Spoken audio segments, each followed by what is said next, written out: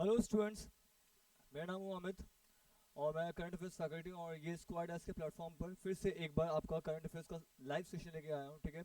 और सबसे most important कि करंट अफेयर्स का अब जो मैंने प्रॉमिस किया था आप लोग से कि नवंबर मंथ से, ठीक है, आप लोग का एमसीक्यू जो डेली बेसिस पे जो क्वेश्चंस होता है, जो डेली जो न्यूज़ होते हैं, ठीक है ना, national news, international news, current event, appointment, awards, obituaries, books and authors, ठीक है, आपको डेज एंड थीम्स, है ना। तो और उसके अलावा स्पोर्ट्स सेक्शंस होते हैं, पांचवा banking and business economic related news होता है। तो ये पांचों सेक्शन मिलाकर जो आपका डेली का जो न्यूज़ होता है, ठीक है, वो आपको कराया जाएगा। और अभी बिहार एसएससी का एग्जाम है और उस एग्जामिनेशंस को एकदम फोकस कर कर एम्फेसाइज कर कर, ठीक है, उस पर्सपेक्टिव से आपका डेली बेसिस पर, ठीक है, करंट अफेयर्स का एमसीक्यू क्लासेस चलेगा। और इसमें आपका नवंबर मंथ, अक्टूबर, सितंबर सब कुछ क्लियर रहेगा। ठीक है। तो सबसे मोस्ट इंपॉर्टेंट जो जैसे मैंने प्रॉमिस किया था कि करंट अफेयर्स का एमसीक्यू होगा और ये डेली बेसिस पर 20-20 क्वेश्चन का, ठीक है, पर्टिकुलर सेशंस आप लोग को मिलते रहेगा। और जैसे ही क्लासेस खत्म होंगी, जैसे ही सेशन खत्म होगा, वैसे ही आप लोग को एज अ पीडीएफ आप लोग को अवेलेबल सुमित सर के थ्रू मिल जाएगा। ठीक है। तो स्टार्ट करते हैं आज का सेशंस और कुछ मोस्ट इंपॉर्टेंट रेलिवेंट क्वेश्चन देखते हैं करंट अफेयर्स का। ठीक है। तो स्टार्ट करते हैं। सबसे पहला क्वेश्चन, ठीक है, जो अभी काफी न्यूज में है।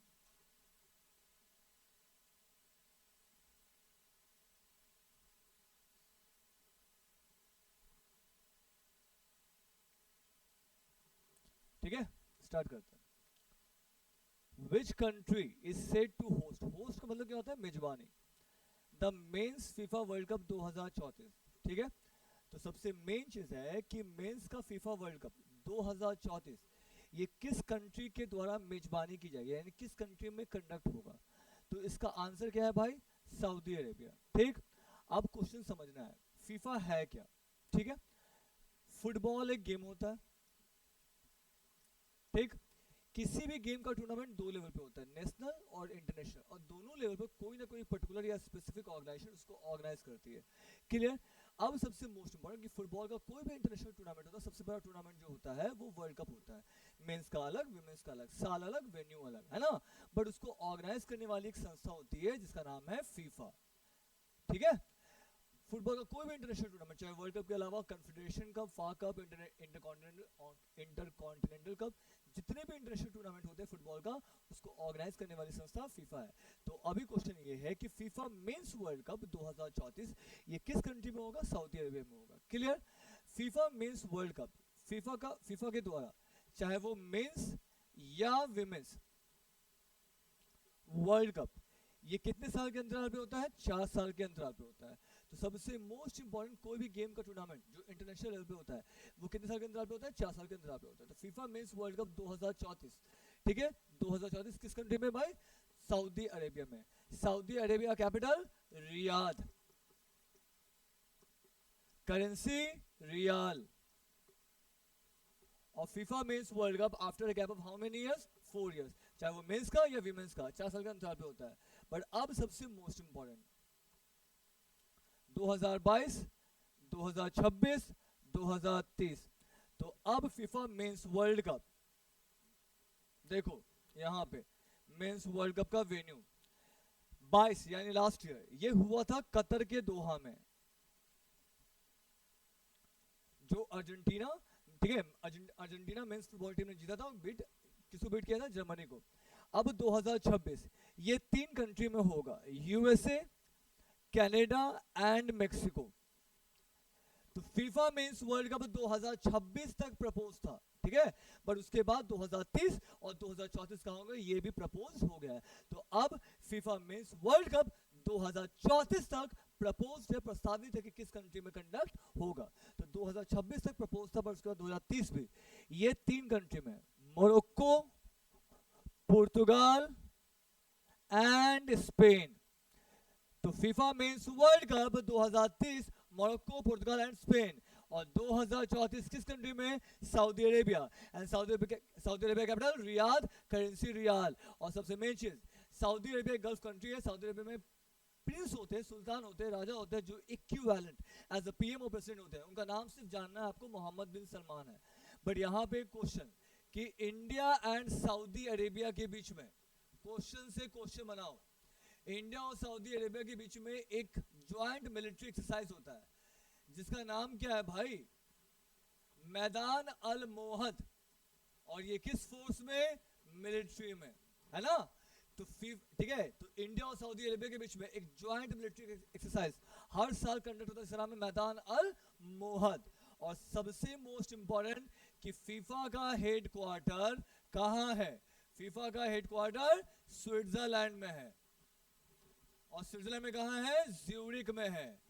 फीफा में टोटल मेंबर कितने, 211, और फीफा के प्रेसिडेंट कौन है, ज्ञान नियो इन्फेंटिनो। ठीक, तो एक बार रिकॉल करते हैं, फीफा का फुल फॉर्म क्या होगा, एफ का मतलब फेडरेशन, आई का मतलब इंटरनेशनल, एफ का मतलब कौन सा गेम, फुटबॉल, और ए का मतलब एसोसिएशन। तो फुटबॉल का कोई भी इंटरनेशनल टूर्नामेंट होता है, चाहे वो वर्ल्ड कप हो, कॉन्फेडरेशन कप हो, फा कप हो, इंटरकॉन्टिनेंटल कप हो, उसको ऑर्गेनाइज करने वाली संस्था फीफा है। ठीक है, और सबसे मेन चीज कि फीफा के द्वारा जो भी वर्ल्ड कप टूर्नामेंट होता है वो दो कैटेगरी में होता है, मेंस और वीमेंस, साल अलग वेन्यू अलग। तो फीफा, अभी क्वेश्चन ये है कि फीफा मेंस वर्ल्ड कप 2034 ये किस कंट्री के द्वारा मेजबानी की जाएगी या किस कंट्री में कंडक्ट होगा, सऊदी अरेबिया में होगा। Saudi Arabia capital Riyadh, currency riyal, और सऊदी अरेबिया में पीएम और प्रेसिडेंट नहीं होते, वहां पे प्रिंस होते हैं, राजा होते हैं, सुल्तान होते हैं, जो इक्विवेलेंट, जो ठीक है बराबर आपको पीएम और प्रेसिडेंट के होते हैं। बस आपको नाम जानना जरूरी है। सऊदी अरेबिया के जो प्रिंस है वो मोहम्मद बिन सलमान है, ठीक है। और इंडिया और सऊदी अरेबिया के बीच में, ठीक है, एक आपको ज्वाइंट मिलिट्री एक्सरसाइज हर साल कंडक्ट होता है, जिसका नाम है मैदान अल मोहद। बस सबसे मेन चीज कि फीफा मेंस वर्ल्ड कप या विमेंस वर्ल्ड कप ये कितने साल के अंतराल पे होता है, 4 साल। तो 2034 के पहले कब होगा, 2030, ये 3 कंट्री में, Morocco, Portugal and Spain. 2026 USA, Canada and Mexico, और 2022 यानी लास्ट ईयर कहाँ हुआ था, तो कतर के दोहा में। तो फीफा मेंस वर्ल्ड कप 2022 26 यानी 4 साल, 26 के बाद 30 4 साल, और 30 के बाद 34। तो FIFA men's world cup 2022 Qatar के दोहा में, 30 यूएसए, कनाडा एंड मेक्सिको में, 2026 USA, Canada and Mexico, 2030 Morocco, Portugal and Spain, and 2034 Saudi Arabia में। क्लियर, कोई दिक्कत। और फीफा का full form federation of international football association, FIFA का हेडक्वार्टर स्विट्जरलैंड के ज्यूरिक में। फीफा में टोटल कंट्री मेंबर कितने हैं, 211, और फीफा के अध्यक्ष कौन है, Gianni Infantino, and belong to which country, Switzerland. Clear, अगला क्वेश्चन,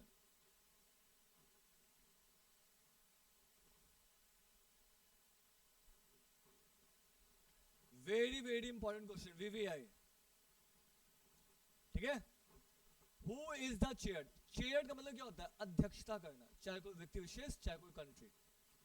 ऑफ क्या लिखा हुआ है, इंटरनेशनल ज्यूरी पैनल, ठीक। फॉर द, सबसे most important, for the 54th edition of IFFI stands for international film festival of India, ठीक है।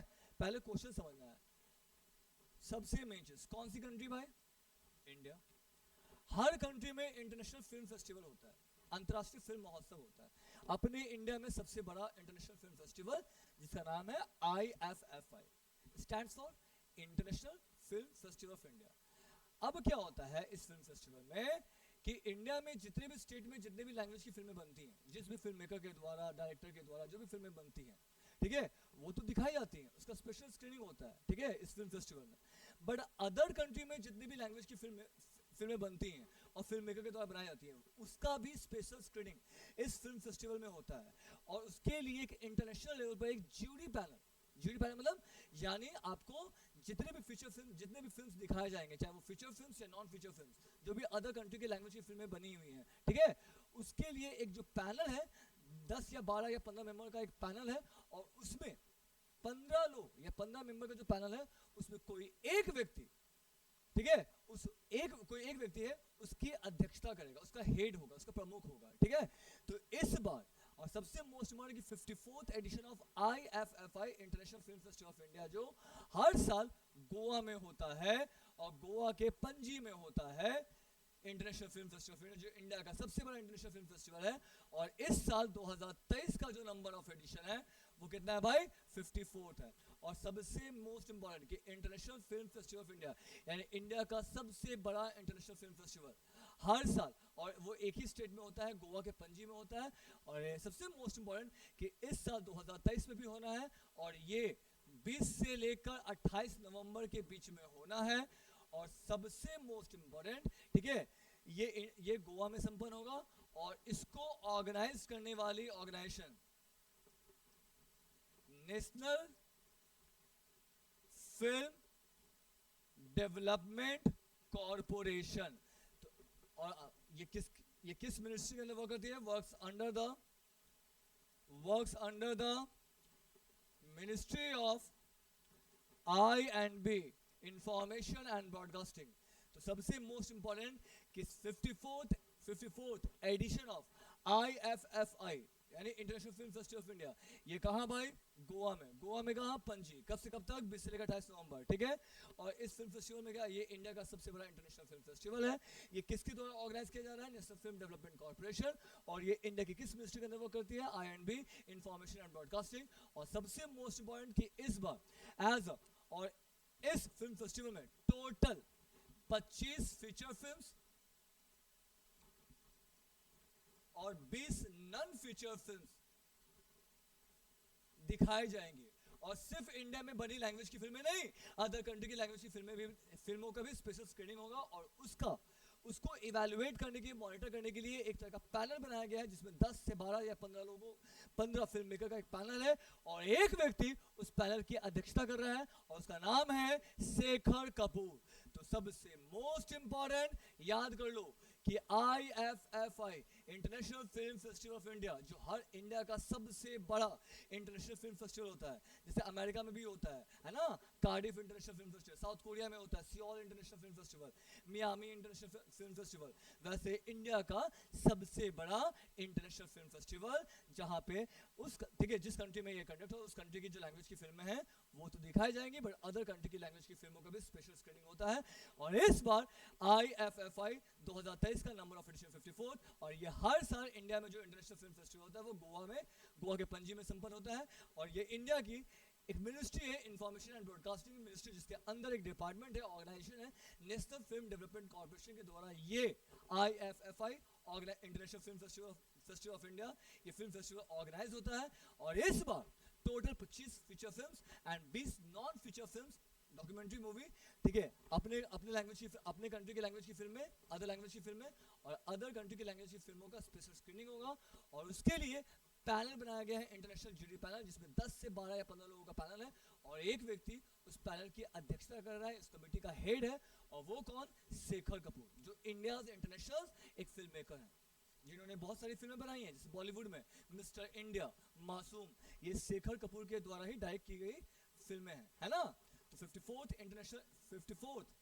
International film festival of India में एज इंटरनेशनल जूरी पैनल के हेड कौन है? ठीक है, किसके द्वारा अध्यक्षता की गई है? शेखर कपूर। क्लियर? कहाँ हो रहा है? गोवा में। हर साल गोवा में होता है। किसके द्वारा organise? National film development corporation. Clear? और इसमें कितनी feature films?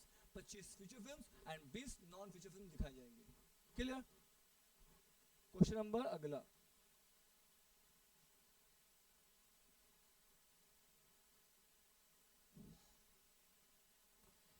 Which country is hosting the AI Artificial Intelligence Safety Summit 2023? तो इसका आंसर है यूके। तो यानी सबसे मोस्ट इंपॉर्टेंट कि artificial intelligence, robotic learning, machine learning, है ना, इस तरह की जो आज की डेट में बहुत तरह के जो सॉफ्टवेयर जो लॉन्च हो रहे हैं, ठीक है, और आर्टिफिशियल इंटेलिजेंस को काफ़ी प्रमोट किया जा रहा है। तो आर्टिफिशियल इंटेलिजेंस, ठीक है, से रिलेटेड जितने भी तरह के जो मुद्दे हैं उसको डिस्कस करने के लिए और नए तरह के आर्टिफिशियल इंटेलिजेंस बेस्ड सिलेबस को इम्प्लीमेंट करने के लिए और आर्टिफिशियल इंटेलिजेंस बेस्ड नए इनोवेशंस, नए आइडियाज और नए टेक्नोलॉजी को इम्प्लीमेंट करने के लिए, इस तरह के मुद्दों पर विचार विमर्श करने के लिए हर कंट्री के, ठीक है, हर कंट्री के साइंस एंड टेक्नोलॉजी मिनिस्टर और हर कंट्री के, ठीक है, स्किल डेवलपमेंट मिनिस्टर, ठीक है, पार्टिसिपेट किए। और हमारे इंडिया की तरफ से minister of skill, minister of state for skill development minister Rajeev Chandrasekhar ने पार्टिसिपेट किया है।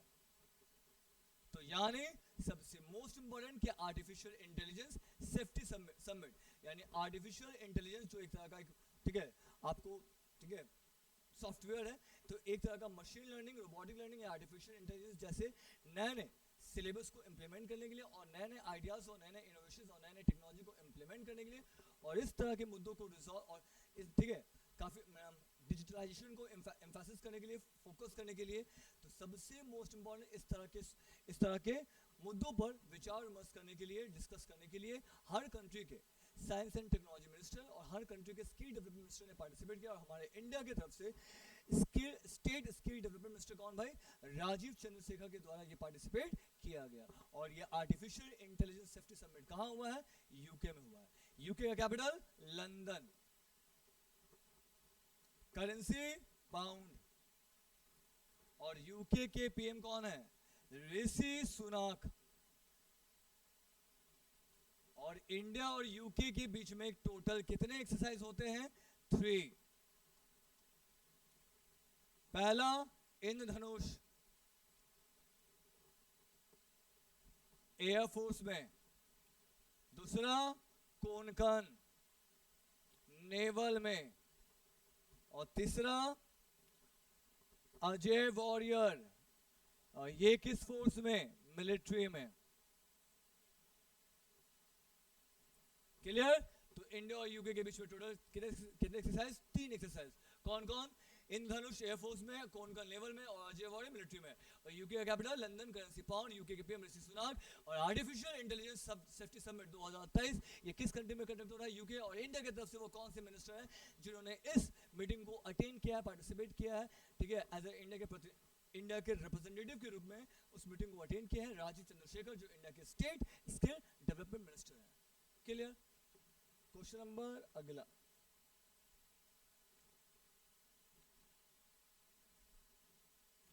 Very very important question.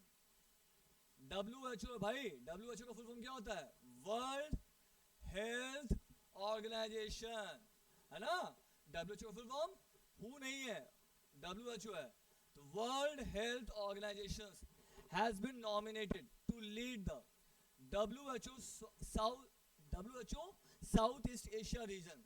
सबसे मोस्ट इंपॉर्टेंट कि WHO के द्वारा साउथ ईस्ट एशिया रीजन के लीड के रूप में, अध्यक्ष के रूप में किस व्यक्ति का नाम अपॉइंट किया गया है, किस व्यक्ति का नाम नॉमिनेट किया गया, और वो अपॉइंट भी होंगे। उनका नाम है साइमा वाजेद। ये कहां से बिलोंग करती हैं भाई? बांग्लादेश से। ठीक है, तो सबसे मोस्ट इंपॉर्टेंट कि WHO के द्वारा साउथ ईस्ट एशिया रीजन के डायरेक्टर के रूप में, लीड के रूप में, प्रमुख के रूप में, अध्यक्ष के रूप में किस व्यक्ति को नॉमिनेट किया गया, किस व्यक्ति को अपॉइंट किया जाएगा?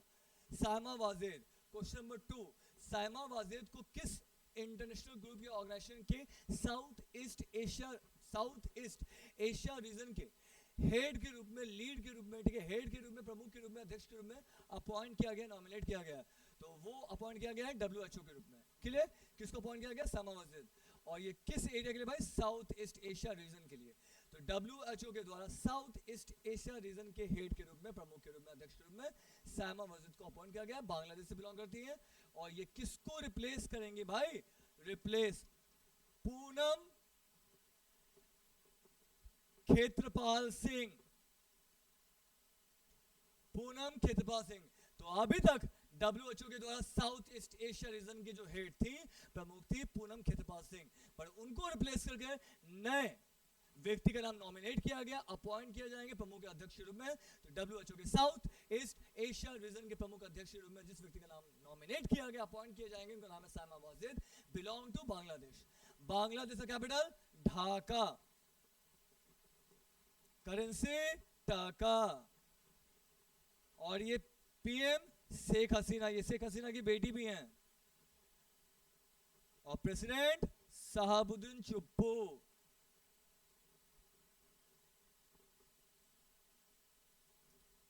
इंडिया और बांग्लादेश के बीच में टोटल कितने एक्सरसाइज? 2।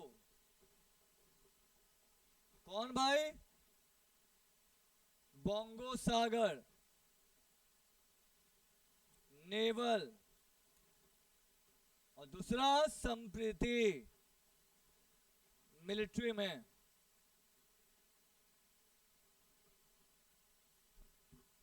WHO का हेडक्वार्टर स्विट्जरलैंड, और स्विट्जरलैंड में कहा जिनेवा, और WHO के डायरेक्टर जनरल टेड्रोस अधानोन, और ये कहां से, इथियोपिया। तो एक बार रिकॉल करते हैं, WHO का full form world health organisation. Question number 2, WHO के द्वारा साउथ ईस्ट एशिया रीजन के प्रमुख अध्यक्ष के रूप में किस व्यक्ति का नाम नॉमिनेट किया गया या किस व्यक्ति को अपॉइंट किया जाएगा?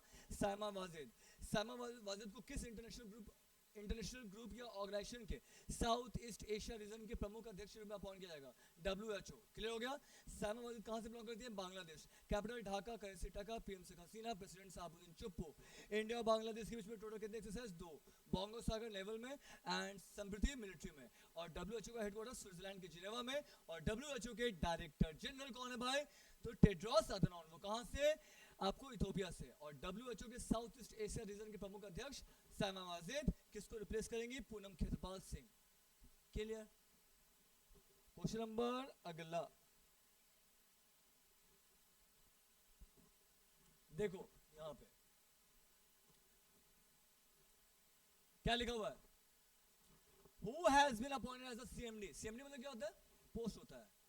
CMD मतलब चेयरमैन कम मैनेजिंग डायरेक्टर। तो जिसको हम लोग शॉर्ट फॉर्म बोलते हैं, 2 पोस्ट पे एक आदमी। CMD chairman cum managing director. किस कंपनी की भाई? भेल। भेल का फुल फॉर्म क्या होता है? भारत हेवी इलेक्ट्रिकल लिमिटेड, है ना। और भेल ये किस तरह की कंपनी है भाई? महारत्न कंपनी है ना। महारत्न कंपनी। इंडिया में 3 तरह की कंपनी होती है। सबसे बड़ी और तीनों जो गवर्नमेंट ऑफ इंडिया के द्वारा सेंट्रल पब्लिक सेक्टर इंटरप्राइजेस के अंडरटेकिंग, इसको 3 कैटेगरी में बाइफर्केट किया जाता है, और जिसमें गवर्नमेंट का स्टेक्स होता है। सबसे बड़ी कंपनी महारत्न कंपनी, दूसरी नवरत्न कंपनी, और तीसरी आपको होती है मिनी रत्न कंपनी। तो सबसे छोटी मिनी रत्न, उससे ऊपर नवरत्न, और सबसे बड़ी कौन? महारत्न। तो इंडिया में टोटल महारत्न कंपनी कितनी भाई? 13 है, और उसमें से एक है भेल। तो क्वेश्चन ये है कि भारत हैवी इलेक्ट्रिकल लिमिटेड के नए CMD के रूप में किस व्यक्ति को अपॉइंट किया गया है? KS मूर्ति। और सबसे मेन चीज, ये किसको रिप्लेस करेंगे भाई? रिप्लेस करेंगे नलिन सिंघल को रिप्लेस करेंगे। और भेल का जो हेडक्वार्टर है ये कहां है? ये है न्यू दिल्ली में। क्लियर? तो नलिन सिंघल का अभी कार्यकाल समाप्त होना है 1 महीने में। तो भेल के नए अगले CMD के रूप में किसको अपॉइंट किया गया भाई? KS मूर्ति। KS मूर्ति को किस कंपनी का न्यूली इलेक्टेड CMD अपॉइंट किया जाएगा? भेल। और ये किसको रिप्लेस करेंगे? नलिन सिंघल। भेल का full form Bharat heavy electrical limited. ये किस तरह की कंपनी है? महारत्न कंपनी है। इंडिया में टोटल महारत्न कंपनी कितनी है भाई? वो है 13 है, और 13वीं महारत्न कंपनी जो है वो है OIL, ऑयल इंडिया लिमिटेड, है ना। और भेल का headquarter new Delhi. Clear? Question number अगला,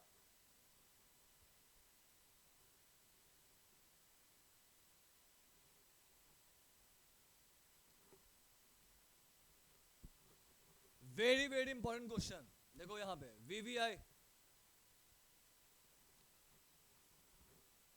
who among the following has won the, क्या लिखा हुआ है? मीन्स बैलून और award for a record 8 times, है ना।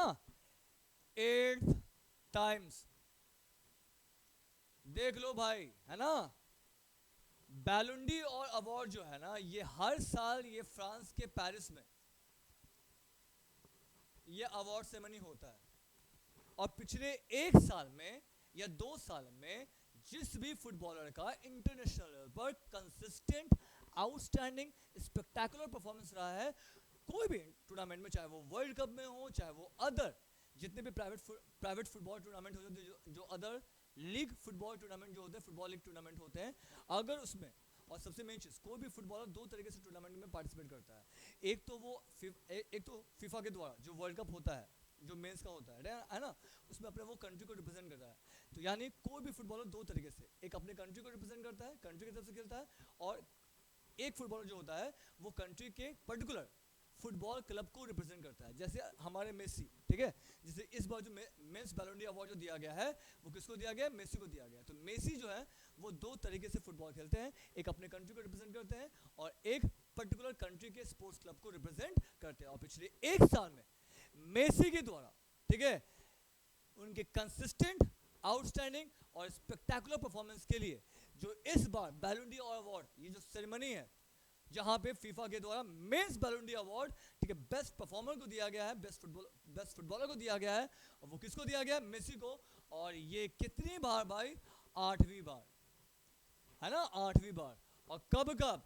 2009, 10, 11, 12, 15, 19, 21 और 23, 8 बार। तो यानी फीफा के द्वारा मेंस बैलोन डी अवार्ड, और ये बैलोन डी अवार्ड से मैंने कहा हुआ फ्रांस के पेरिस में हुआ, और पिछले एक साल के consistent, outstanding and spectacular performance के लिए मेसी को 8वीं बार फीफा मेंस बैलोन डी और अवार्ड दिया गया है मेंस कैटेगरी में। और कितनी बार? 8 बार।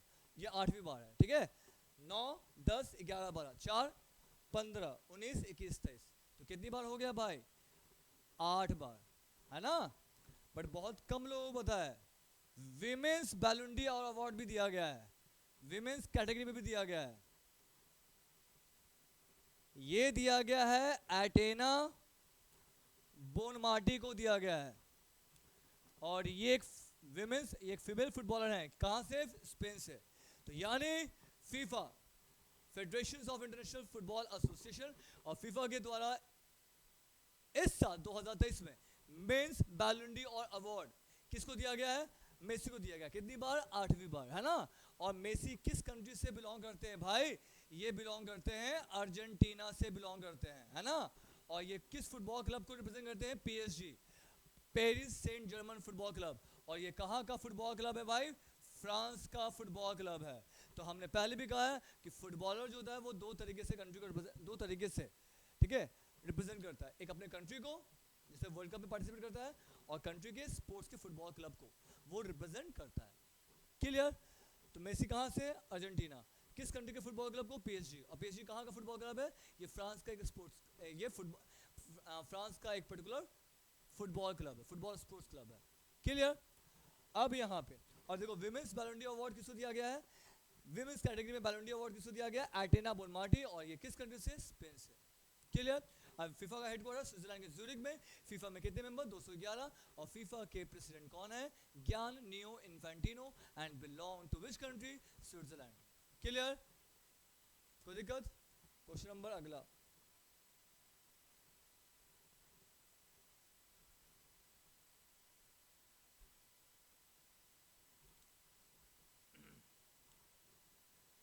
Who has been awarded the best photographer in 10 years and under category at the prestigious Wildlife Photographer of the Year competition held in London? तो सबसे main चीज,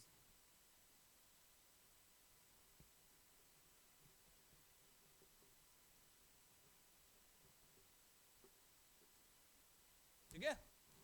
अब क्वेश्चन समझो। 10 साल के एक ऐसे इंडियन है, ऐसे फोटोग्राफर हैं, वाइल्ड लाइफ फोटोग्राफर हैं, जिनको 10 साल की उम्र में उनके बेस्ट वाइल्ड लाइफ फोटोग्राफी के लिए उनको ऑस्कर ऑफ फोटोग्राफी कहा जाने वाला एक prestigious award wild life photographer of the year award से सम्मानित किया गया है। और ये किसको सम्मानित किया गया भाई? विहान ताले विकास को। ये कहाँ से बिलोंग करते हैं? बेंगलुरु से बिलोंग करते हैं। और इन्होंने 10 साल की उम्र में, ठीक है, 10 साल की उम्र में इन्होंने एक वाइल्ड लाइफ फोटोग्राफी की है। और वो भी वाइल्ड लाइफ फोटोग्राफी क्या है? कृष्ण भगवान की एक कलाकृति थी, और उस पर एक मकड़ी का, ठीक है, उन्होंने मकड़ी का एक चित्र लिया है, पिक्चर लिया है, और वो काफ़ी तरीके से, ठीक है, उस चीज़ को मतलब क्या कहते हैं, जो उससे जो पिक्चराइजेशन हुआ है, जो मतलब जो फोटो लिया गया है वो काफ़ी अच्छे से लिया गया है, ठीक है। और उस चीज़ के लिए, उनके उस कॉन्ट्रीब्यूशन के लिए, ठीक है, उस अचीवमेंट के लिए उनको ऑस्कर ऑफ फोटोग्राफी, ठीक है, ये अवार्ड से कहा जाने वाला जो बेस्ट जो अवार्ड है wild life photographer of the year award, ये किसको दिया गया है? विहान ताल विकास को। और ये सिर्फ 10 साल की उम्र में best wild life photographer of the year award, जो ऑस्कर ऑफ फोटोग्राफी यानी फोटोग्राफी में दिया जाने वाला सबसे मोस्ट प्रेस्टिजियस अवार्ड है जिसको ऑस्कर भी कहा जाता है, ठीक है, ऑस्कर ऑफ फोटोग्राफी भी कहा जाता है, wild life photographer of the year award. ये किसको दिया गया है? विहान ताल विकास, और ये कहाँ से? बेंगलुरु से। क्लियर? क्वेश्चन नंबर अगला,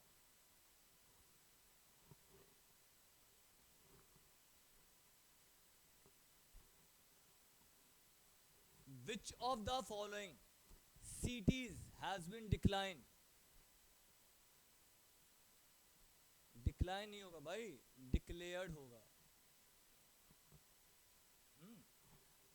Which of the following cities has been declared the creative cities, है ना, of literature and music by UNESCO? तो इसका पहले आंसर कर लेते हैं। आंसर क्या होगा? कोझिकोड। कोझिकोड कहाँ पड़ता है? केरला। ग्वालियर कहाँ पड़ता है? एमपी। तो यानी आपने इस ऑर्गेनाइजेशन का नाम सुना होगा। तो यूनेस्को के द्वारा इंडिया का वो दो स्टेट का एक दो सिटीज है जिसको एज अ, ठीक है, लिटरेचर वहाँ से बिलोंग करने, उस पर्टिकुलर स्टेट के उस पर्टिकुलर सिटी से बिलोंग करने वाले बहुत सारे साहित्यकार हैं जिनके द्वारा काफ़ी सारा बुक लिखा गया है और उसके कॉन्ट्रीब्यूशंस के लिए यूनेस्को के द्वारा एक्नॉलेज किया गया है। और वहाँ से उस पर्टिकुलर स्टेट की उस सिटी से काफ़ी साहित्यकार, काफ़ी लेखक निकले हैं और उन्होंने काफ़ी योगदान दिया है, ठीक है। तो इस बार यूनेस्को के द्वारा as the most creative cities of literature and music में, तो यानी साहित्यिक शहर के रूप में और संगीत शहर के रूप में यूनेस्को के द्वारा दो शहर को चुना गया है जो वहाँ की स्पेशलिटी है वो है कोझिकोड एज अ, ठीक है, लिटरेचर सिटी, एंड ग्वालियर जो है जो एमपी में पड़ता है, एक जगह पड़ता है, स्थान पड़ता है, सिटीज पड़ता है ग्वालियर, जो एक संगीत के शहर के रूप में चुना गया है। और ये किसके द्वारा चुना गया है? यूनेस्को के द्वारा। टोटल 55 सिटीज का सर्वे किया गया है। और सबसे मोस्ट इंपॉर्टेंट कि हर साल यूनेस्को के द्वारा the most creative cities literature and music के लिए, ठीक है, जो वहाँ की स्पेशलिटी है, जो उस स्टेट के पर्टिकुलर सिटी का जो वहाँ की स्पेशलिटी है उसको एक्नॉलेज किया जाता है। तो यूनेस्को के द्वारा इस बार साहित्यिक शहर के रूप में और संगीत के शहर के रूप में किस शहर को चुना गया है भाई? तो साहित्यिक शहर के रूप में कोझिकोड केरला से, और संगीत के शहर में संगीत शहर के रूप में किस सिटी को चुना गया है? ग्वालियर। और ग्वालियर कहाँ पड़ता है? एमपी। और यूनेस्को के द्वारा कितने सिटी का सर्वे किया गया है? 55 सिटी का, ठीक है। और यूनेस्को का फुल फॉर्म क्या होता है? United Nations educational scientific cultural organisation. इसका हेडक्वार्टर फ्रांस, और फ्रांस कैपिटल पेरिस। यूनेस्को के डायरेक्टर जनरल ऑद्रे ऑजुले। और ये कहाँ से बिलोंग करते हैं? फ्रांस। तो सिंपल सा बात कि इस साल यूनेस्को के द्वारा 2023 में 55 सिटी का सर्वे किया गया है जो साहित्य के स्तर में और संगीत के स्तर के रूप में चुना गया है, जो वहाँ की उस पर्टिकुलर स्टेट की सिटी की स्पेशलिटी है। और इस बार यूनेस्को के द्वारा एज जो डिक्लेयर किया गया है the most creative city of literature वो है केरला का कोझिकोड, एंड यूनेस्को के द्वारा most creative city of music तो भाई वो चुना गया है एमपी के ग्वालियर को। क्लियर? और UNESCO stands for united nation education scientific cultural organizations. UNESCO का हेडक्वार्टर फ्रांस के पेरिस में, एंड यूनेस्को के प्रमुख अध्यक्ष डायरेक्टर जनरल कौन है? Audrey Azoulay, and belong to which country? France. Clear?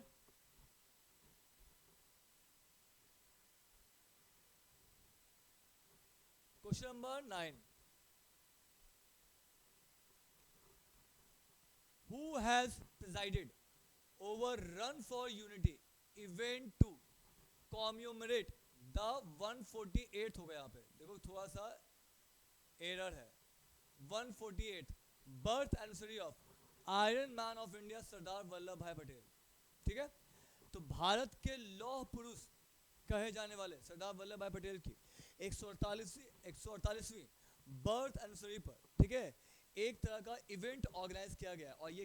और ये जो इवेंट ऑर्गेनाइज किया उसका नाम क्या है भाई? Run for unity. और इसकी अध्यक्षता किसके द्वारा की गई है? राजनाथ सिंह। और ये इंडिया की किस मिनिस्ट्री से बिलोंग करते हैं? Ministry of defence.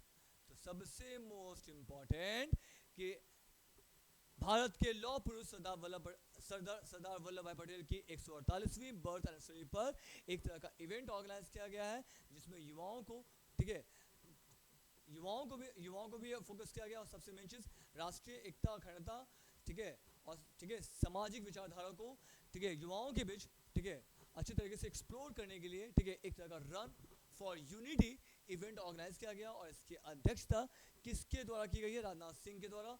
और ये इंडिया के किस मिनिस्ट्री से बिलोंग करते हैं? Ministry of defence. क्लियर। और सबसे मोस्ट इंपॉर्टेंट सरदार वल्लभ भाई पटेल की 148वीं बर्थ एनिवर्सरी पर एक डे अनाउंस किया गया, नेशनल यूनिटी डे, जो हर साल 31 अक्टूबर को मनाया जाता है।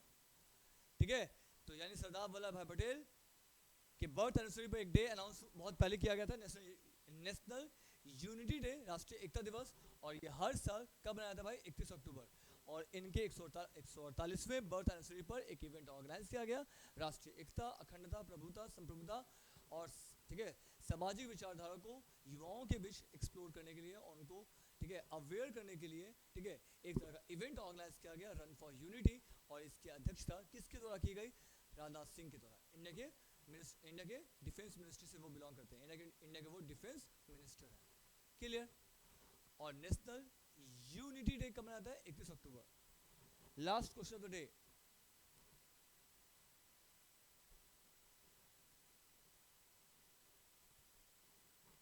देख लो भाई, which of the following scheme has launch by प्रधानमंत्री Modi for the youth of the country on the national unity day? तो नेशनल यूनिटी डे कब मनाता है? 31 अक्टूबर। और ये इंडिया के कौन से फॉर्मर पॉलिटिशियन के बर्थ एनिवर्सरी पर? तो सरदार वल्लभ भाई पटेल। तो अभी राष्ट्रीय एकता दिवस जो 31 अक्टूबर को मनाया गया, और इसके, ठीक है, और ये सरदार वल्लभ भाई पटेल के बर्थ एनिवर्सरी पर, 147वें बर्थ एनिवर्सरी पर ये, ठीक है, ये स्कीम लॉन्च किया गया प्रधानमंत्री नरेंद्र मोदी के द्वारा। और उस, ठीक है, उस स्कीम का नाम क्या है भाई? मेरा युवा भारत। मेरा युवा भारत। और सबसे मोस्ट इंपॉर्टेंट, मेरा युवा भारत का मतलब क्या है? तो मेरा युवा भारत जो है, ये सिंपल सा बात, ये भारत के युवाओं को, ठीक है, उनके स्किल्स के अकॉर्डिंग डिफरेंट एरियाज में, डिफरेंट सेक्टर्स में, डिफरेंट फील्ड में ज़्यादा से ज़्यादा एम्प्लॉयमेंट मिल सके। और डिफरेंट, ठीक है, आपको क्या कहते हैं, जो रिलेवेंट इन्फॉर्मेशन है, ठीक है, खासकर एम्प्लॉयमेंट जो एक समस्या है, बेरोजगारी जो समस्या है, उसको दूर कर सके। और उनको एम्प्लॉयमेंट से रिलेटेड जितने भी, ठीक है, जितने भी तरह के इन्फॉर्मेशन हैं, चाहे वो गवर्नमेंट सेक्टर्स में, चाहे वो प्राइवेट सेक्टर्स में, उनको रेलिवेंट इन्फॉर्मेशन मिल सके और उनको ज़्यादा से ज़्यादा बेरोजगारी की समस्या को दूर कर सके और उनको डिफरेंट एरियाज में एम्प्लॉयमेंट मिल सके और जिससे वो सेल्फ इंडिपेंडेंट, सेल्फ रिलायंट हो सके। इसके लिए एक तरह का स्कीम प्रधानमंत्री नरेंद्र मोदी के द्वारा लॉन्च किया गया और उस स्कीम का नाम क्या भाई? मेरा युवा भारत। और ये किस डे पर ये स्कीम लॉन्च किया गया? National unity day. और नेशनल यूनिटी डे कब मनाता है? 31 अक्टूबर। और इंडिया के फॉर्मर पॉलिटिशियन सरदार वल्लभ भाई पटेल के बर्थ एनिवर्सरी पर ये स्कीम अनाउंस किया गया और ये डे अनाउंस किया गया। क्लियर? मेरा युवा भारत। क्लियर?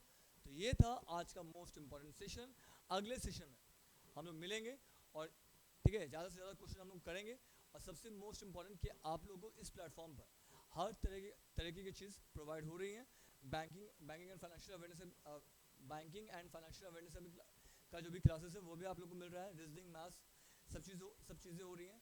बट मेरे तरफ से करंट अफेयर्स का, ठीक है, अभी भी कह रहे हैं अगर कोई भी टॉपिक अगर आप लोग को लगता है स्टैटिक्स से या करंट अफेयर्स से तो वो आप बताएंगे। बट अभी जो आपका क्लास चलेगा वो सिर्फ बिहार एसएससी को फोकस कर, ठीक है, डेली बेसिस पे आपका एमसीक्यू चलेगा और करंट अफेयर्स स्टैटिक्स पे दोनों मिक्स है ना। तो करंट अफेयर्स एक दिन स्टैटिक्स। तो आपका सप्ताह में 6 दिन लगातार क्लासेस होगा और आप लोगों को हर चीज़ मिलते रहेगा। क्लियर? तो मिलते हैं अगले क्लास में नए सेशन के साथ और नए क्वेश्चन के साथ। Thank you.